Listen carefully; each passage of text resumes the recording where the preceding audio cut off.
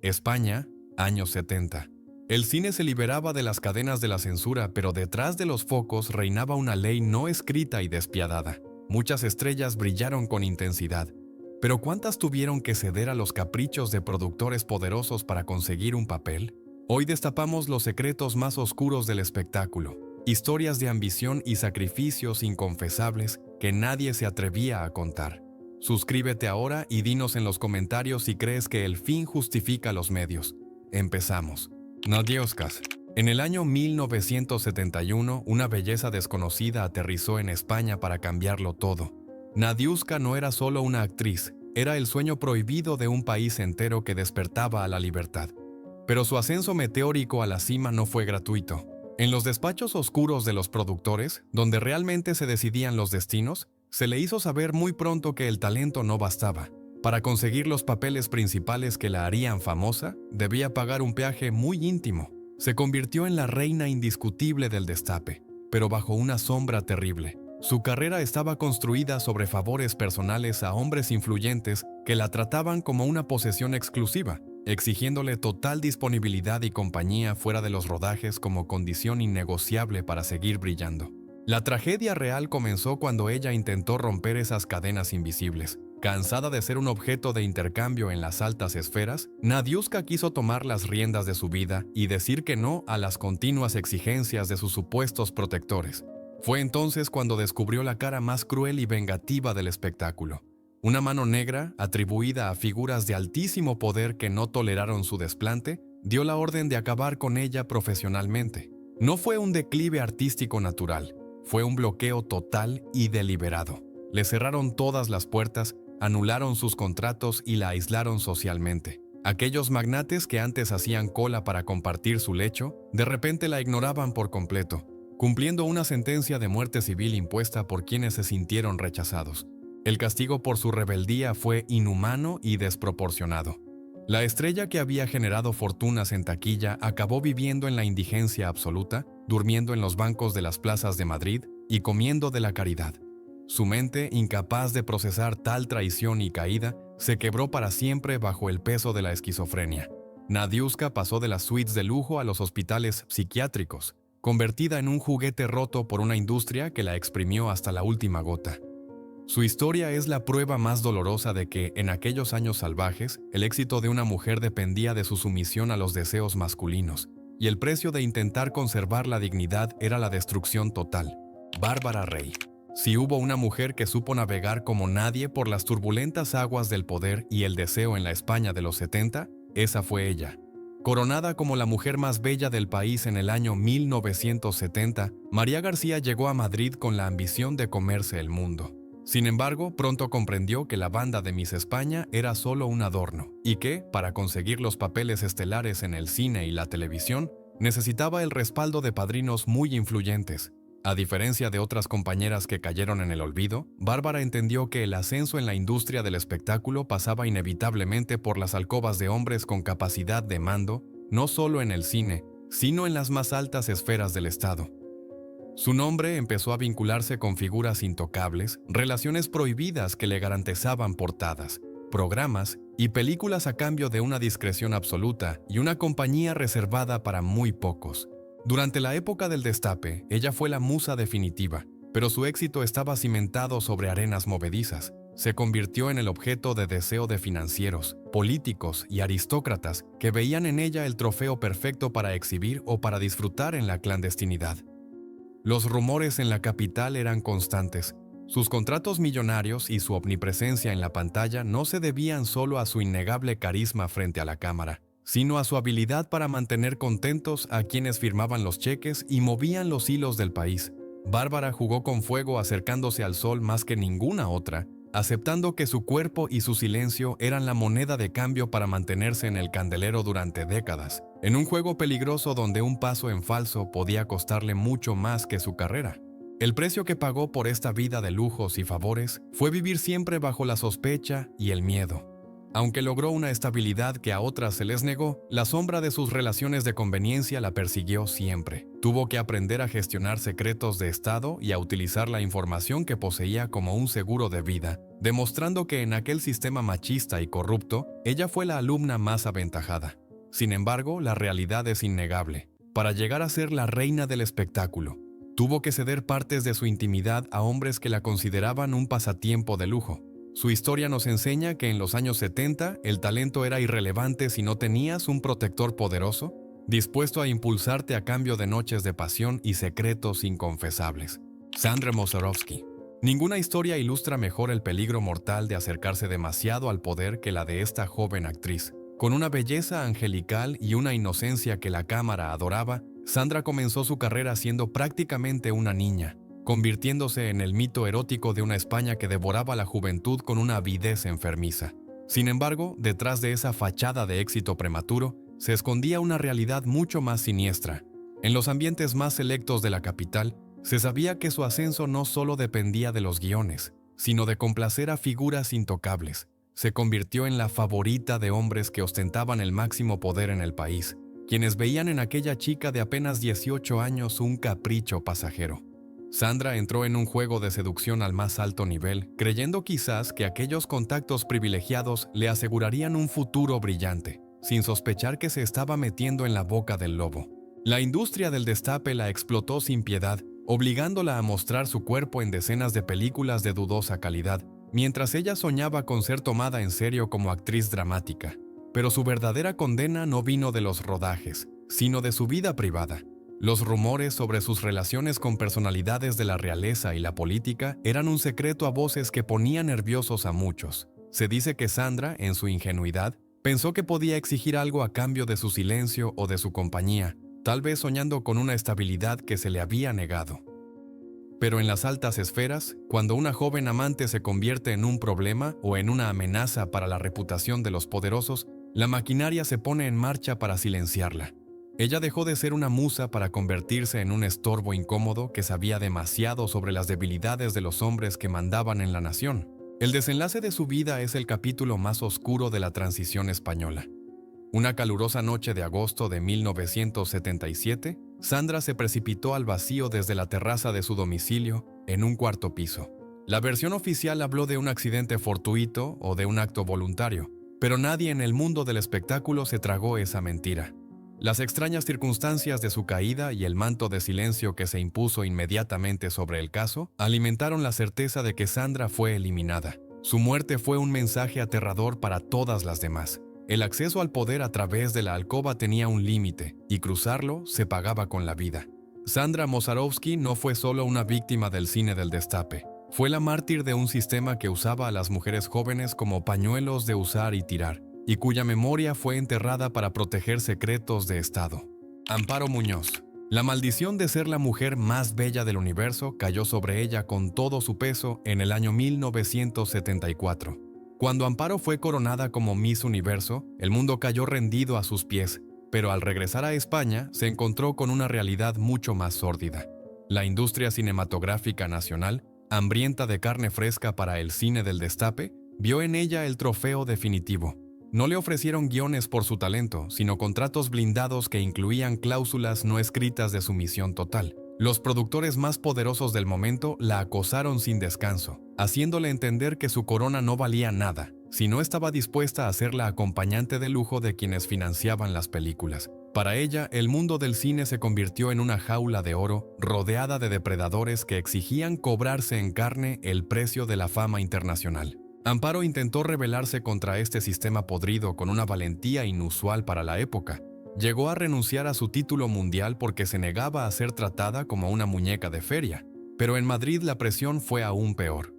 Se vio envuelta en un ambiente tóxico donde conseguir un papel digno era una misión imposible si no se aceptaban las invitaciones a las fiestas privadas de los magnates. La frustración de sentirse utilizada y valorada únicamente por su físico la empujó a buscar vías de escape autodestructivas. Su negativa a seguir el juego de ciertos hombres influyentes provocó que la industria comenzara una campaña de desprestigio brutal contra ella, cerrándole puertas y empujándola cada vez más hacia los márgenes.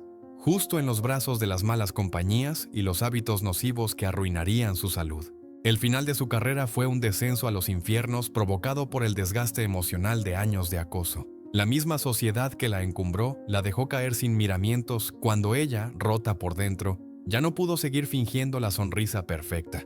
Amparo pasó de las portadas de las revistas más prestigiosas a ser señalada y marginada, vetada por directores que antes suplicaban por su presencia.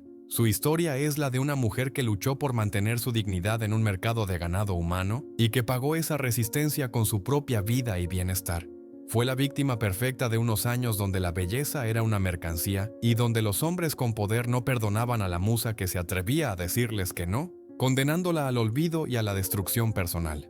María José Cantudo. Su nombre quedará grabado para siempre en la historia por haber protagonizado el primer desnudo integral del cine español, rompiendo el último tabú de una sociedad reprimida. Pero lo que las cámaras no mostraron fue la inmensa presión y el chantaje emocional que sufrió para llegar a ese momento. En el año 1976, convertirse en la mujer más deseada de España tenía un coste personal devastador. Los productores sabían que ella era la llave para llenar las salas de cine y no dudaron en manipularla, haciéndole creer que si no se despojaba de toda su ropa y de sus principios, su carrera terminaría antes de empezar. El papel que le dio la fama eterna no fue un regalo. Fue una imposición de una industria machista que exigía a las actrices entregar hasta el último rincón de su intimidad a cambio del estrellato. Se movía en un círculo de hombres muy poderosos que veían en ella el trofeo definitivo de la transición.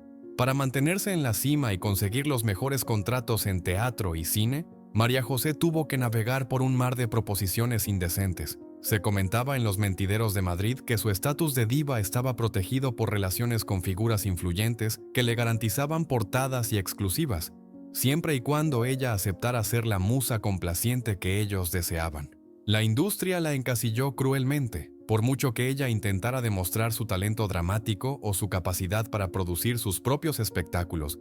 Para los magnates del cine siempre fue un cuerpo rentable al que exprimir. Tuvo que soportar que su valía se midiera únicamente por los centímetros de piel que mostraba y por a quien complacía en las altas esferas. El precio de ser el mito erótico de una generación fue la soledad y el juicio constante. Mientras los empresarios se enriquecían con su imagen, ella tuvo que lidiar con el estigma de ser la mujer que lo enseñó todo, una etiqueta que le cerró muchas puertas en el cine serio y que la obligó a refugiarse en sí misma. María José luchó contra la corriente para ser respetada como empresaria y actriz, pero las cicatrices de aquellos años salvajes nunca desaparecieron del todo. Su historia es el reflejo de una época hipócrita que consumía con avidez lo que luego criticaba en público, utilizando a mujeres jóvenes y ambiciosas como combustible para un negocio que no tenía escrúpulos ni moral. Susana Estrada. Si hubo una mujer que encarnó el libertinaje sin filtros de la transición, fue ella. Pero su etiqueta de musa del destape escondía una realidad de explotación sistemática disfrazada de libertad. Susana no llegó a las portadas por casualidad. Entendió rápidamente que en aquella España de doble moral, el escándalo era la única vía de ascenso para quien no tenía padrinos de apellido noble. La industria la utilizó como ariete para derribar la censura, empujándola a protagonizar escenas y situaciones que rozaban lo prohibido. Los productores, ávidos de dinero rápido, la colocaron en una posición donde su valía artística era nula y solo importaba su capacidad para provocar el morbo de los hombres grises que dirigían el país. Ella aceptó ser la carne de cañón de una guerra cultural, sabiendo que para mantenerse en el foco debía ceder ante las fantasías más oscuras de quienes tenían el poder de vetarla o encumbrarla. Su relación con el poder fue tan estrecha como peligrosa y calculada.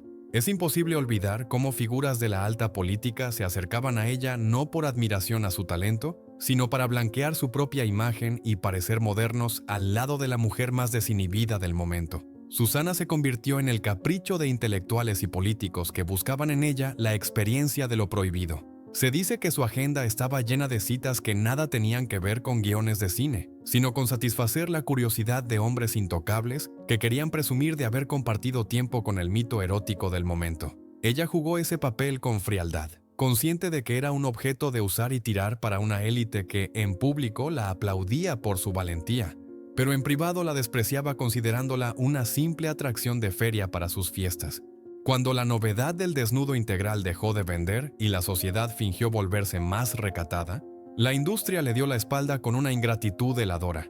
El mismo sistema que la había animado a romper todos los límites, la dejó marcada con una letra escarlata imposible de borrar. De pronto, no había papeles serios para Susana, solo ofertas humillantes que buscaban estirar el chicle de su antigua fama a cualquier precio. Se vio condenada al ostracismo mediático, convertida en una reliquia incómoda de una época de excesos que la Nueva España quería olvidar rápidamente. Su historia es la crónica de cómo el mundo del espectáculo devoró a una mujer valiente, utilizándola para sus fines políticos y económicos, para luego desecharla cuando ya no servía para calentar las noches de los poderosos. Agatha Lees era la Marilyn Monroe de la transición, una rubia explosiva que paralizó el país en el año 1972. Pero detrás de esa imagen de bomba sexual, se escondía una estudiante de filosofía y letras atrapada en una trampa dorada. La industria del cine español no estaba interesada en su intelecto, solo quería su cuerpo. Desde el momento en que saltó a la fama, los productores más depredadores la rodearon como tiburones, haciéndole entender que si quería dar el salto de la televisión a la gran pantalla, debía pasar por el aro de sus deseos. Se vio obligada a interpretar el papel de la rubia ingenua, no solo en los guiones, sino en las cenas con inversores y directores que exigían su compañía como parte del trato para financiar los proyectos. Agatha tuvo que aprender a sobrevivir en una jungla donde los contratos se firmaban muchas veces con tinta invisible entre sábanas de seda, aceptando reglas del juego denigrantes para no ser expulsada del paraíso. Para mantenerse en la cresta de la ola, tuvo que sacrificar su dignidad artística una y otra vez. Se rumoreaba incesantemente en los pasillos de los estudios que sus papeles protagonistas en el cine de destape venían con una cláusula oculta, la total disponibilidad para los caprichos de los hombres que cortaban el bacalao en Madrid. Ella intentó dignificar su carrera, pero el sistema estaba diseñado para humillarla, recordándole constantemente que su único valor era ser un objeto decorativo para el disfrute masculino. La presión para acceder a encuentros privados con figuras de poder fue asfixiante, una moneda de cambio habitual que ella pagó con un silencio doloroso. Mientras el público se quedaba con su imagen frívola y sensual, Agatha sufría en privado el desprecio de una élite cultural que la usaba en la intimidad, pero la repudiaba públicamente como actriz seria, negándole el respeto que merecía. El final de la era del destape fue cruel con ella. Cuando intentó reciclarse y demostrar que era una actriz de carácter en el teatro, se encontró con el muro de los prejuicios, aquellos mismos hombres que años atrás la acosaban con promesas de gloria a cambio de favores, ahora le cerraban las puertas en la cara, alegando que su imagen estaba demasiado marcada por el pasado. Agatha Lees quedó señalada por el estigma de haber sido la fantasía de una época, una mujer utilizada por la maquinaria del espectáculo y luego apartada cuando decidió reclamar respeto. Su lucha por ser valorada más allá de su físico fue una batalla perdida contra un sistema patriarcal que nunca le perdonó ser inteligente y bella a la vez, condenándola a un segundo plano injusto, mientras los hombres que se aprovecharon de su juventud seguían en sus tronos de poder. Andrea Albani. Ella representa como nadie la cara más sórdida y trágica del cine de la transición y el género quinky. Llegó a las pantallas a finales de los 70, una chica de barrio con una naturalidad desbordante que los directores quisieron explotar de inmediato. Pero en aquella industria salvaje, su juventud fue su condena. No la trataron como a una actriz en formación, sino como carne fresca para alimentar el morbo de una sociedad que pedía emociones fuertes. Para conseguir sus primeros papeles, Andrea tuvo que sumergirse en un submundo donde los límites entre la ficción y la realidad no existían. Los productores la empujaron a ambientes peligrosos y fiestas interminables, haciéndole entender que si quería seguir siendo la estrella del momento, debía ser totalmente complaciente con quienes financiaban aquel cine marginal y arriesgado, aceptando propuestas que ninguna joven debería escuchar. La explotación que sufrió fue brutal y despiadada, disfrazada de autenticidad artística. Se convirtió en el icono de un cine que coqueteaba con la delincuencia y el erotismo, y para mantener ese estatus, se vio obligada a pagar un precio altísimo en su vida personal. Se cuenta que para acceder a los rodajes más codiciados, tenía que aceptar la compañía y los hábitos de hombres que la introdujeron en el mundo de los excesos y las sustancias prohibidas. La industria la utilizó sin escrúpulos mientras su rostro vendía entradas, exprimiendo su vitalidad hasta dejarla vacía. Andrea buscaba el éxito y el cariño del público, pero se encontró atrapada en una red de intereses donde ella era la pieza más débil. manipulada por adultos que se lucraban con su descenso a los infiernos y que no dudaban en utilizarla como reclamo en las noches más oscuras de la movida. El final de Andrea Albani es el grito silencioso de muchos juguetes rotos de aquella época. Cuando los problemas legales y de salud, derivados de ese estilo de vida impuesto por sus malas compañías, empezaron a pasarle factura, el cine español miró para otro lado con una frialdad espantosa. Aquellos mismos productores que años antes la adulaban y se aprovechaban de su vulnerabilidad, la abandonaron a su suerte cuando ingresó en prisión y su luz se apagó. Murió terriblemente joven, olvidada y estigmatizada, víctima de una enfermedad devastadora que marcó la década de los 90. Su trágica historia no fue un accidente, fue el resultado de una maquinaria que masticaba a chicas jóvenes. Las inducía a una vida de abismos para dar realismo a sus películas y luego las desechaba como basura cuando ya no servían para generar dinero. José Román. Su historia es la prueba irrefutable de que la maquinaria de extorsión sexual del cine español no discriminaba a nadie. Con su voz ronca e inconfundible y su talento natural para la comedia, José se convirtió en un rostro imprescindible de los años 70. Pero detrás de las risas que provocaba en la pantalla, se escondía una realidad amarga y repugnante que ella misma se atrevió a denunciar años después. A diferencia de otras que callaron por vergüenza o miedo, ella reveló que en los despachos de los directores más aclamados, la meritocracia no existía. La frase que más escuchó en su juventud fue una sentencia lapidaria: si no pasabas por la cama del jefe, no había papel. Así de simple y así de sucio. José se enfrentó cara a cara con un sistema donde los contratos se negociaban horizontalmente y donde la negativa a ceder ante los bajos instintos de los productores significaba el ostracismo profesional inmediato. Durante años tuvo que lidiar con proposiciones que le revolvían el estómago. Se cuenta que perdió grandes oportunidades y papeles protagonistas que ya tenía apalabrados simplemente por no reírle, las gracias al pez gordo de turno o por negarse a acompañarlo a su apartamento después del rodaje. La industria la castigó por su integridad, relegándola muchas veces a papeles secundarios o encasillándola en personajes estereotipados, mientras veía cómo otras compañeras más complacientes ascendían rápidamente en el escalafón. José fue testigo directo de cómo funcionaba el mercado de la carne en el cine de la transición, donde los hombres con poder se sentían con el derecho feudal de disponer de las actrices como si fueran parte del decorado. El precio de su resistencia fue una carrera llena de altibajos y una inestabilidad económica que la persiguió hasta la madurez. Mientras los directores que la acosaron siguieron recibiendo premios y homenajes, ella tuvo que luchar para llegar a fin de mes, marginada por ser una mujer que no se dejó domar. Su testimonio es devastador porque rompe el silencio sobre la coacción sistemática que sufrían las trabajadoras del espectáculo. José Román no solo es una actriz cómica, es una superviviente de una época en la que el talento era lo de menos y donde decir que no al abuso de poder era firmar tu propia sentencia de muerte laboral en una industria podrida hasta la médula. Pepa Flores Maresol. Si existe una víctima definitiva de la maquinaria de poder en España, es ella. Marisol no fue una persona durante años, fue un negocio de Estado. Desde niña fue separada de su familia y puesta en manos de productores que actuaron como sus dueños absolutos.